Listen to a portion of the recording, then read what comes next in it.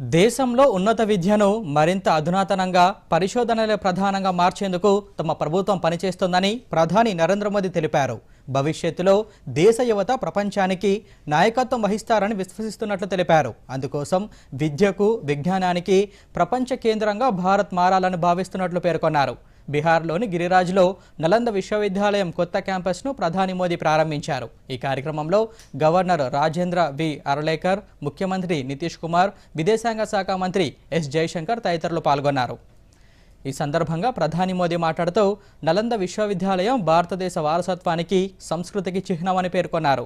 పురాతన శిథిలాల నుంచి ఇది పునరుజ్జీవించిందని కొనియాడారు. ఈ కొత్త క్యాంపస్ భారతదేశ సామర్థ్యాన్ని ప్రపంచ దేశాలకు పరిచయం చేస్తోందన్నారు. అగ్నికీలల్లో పుస్తకాలు కాలిపోవచ్చు, కానీ జ్ఞానం ఎప్పటికీ నిలిచి ఉంటుందని వ్యాఖ్యానించారు. ఇదో శతాబ్దంలో స్థాపించిన పురాతన నలంద విశ్వవిద్యాలయానికి అప్పట్లో ప్రపంచంలోని వివిధ దేశాల నుంచి విద్యార్థులు వచ్చి చదువుకునేవారని గుర్తు చేశారు. నలంద అనేది పేరు మాత్రమే కాదని అది ఒక గుర్తింపు, గౌరవం అన్నారు. విద్యా హద్దులు దాటిపోయిందని, ఇది విలువలను, ఆలోచనలను పునరుద్ధరిస్తుందని తెలిపారు. అధునాతన రూపంలో కొత్తగా ప్రారంభించిన నలంద యూనివర్సిటీ క్యాంపస్లో పురాతన సాంప్రదాయాలను బలోపేతం చేయాల్సిన అవసరాన్ని కూడా ప్రధాని నొక్కి చెప్పారు. నలంద విశ్వవిద్యాలయంలో ఇప్పటికే 20కి పైగా దేశాలకు చెందిన విద్యార్థులు విద్యను అభ్యసిస్తున్నారని సంతోషం వ్యక్తం చేశారు. వసుదైవ కుటుంబానికి ఇది సరైన ఉదాహరణ అని కొనియాడారు. కాగా Australia, Bangladesh, Bhutan, Brunei, Darussalam, Cambodia, China, Indonesia, Laos, Mauritius, Myanmar, New Zealand, Portugal, Singapore, దక్షిణ కొరియా, శ్రీలంక, వియత్నాం సహా మొత్తం 17 దేశాల నుండి విదేశీ రాయబారులు కూడా ప్రారంభోత్సవంలో పాల్గొన్నారు. साथियों, हम सभी जानते हैं कि नालंदा कभी भारत की परंपरा और पहचान का जीवंत केंद्र हुआ करता था। नालंदा का अर्थ है न अलम ददाति इति नालंदा,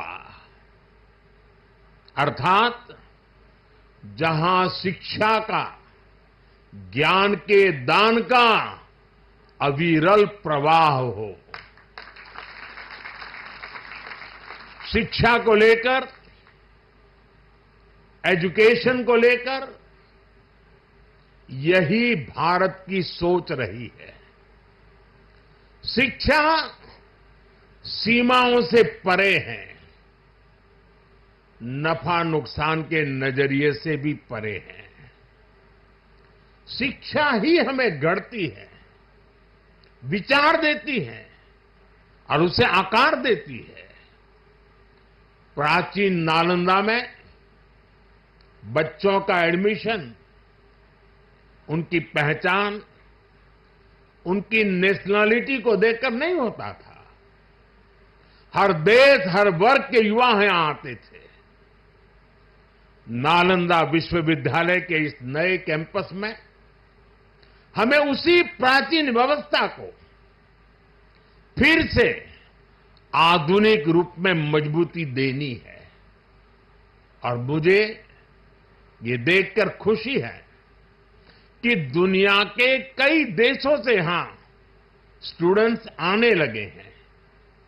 यहां नालंदा में 20 से ज्यादा देशों के स्टूडेंट्स पढ़ाई कर रहे हैं।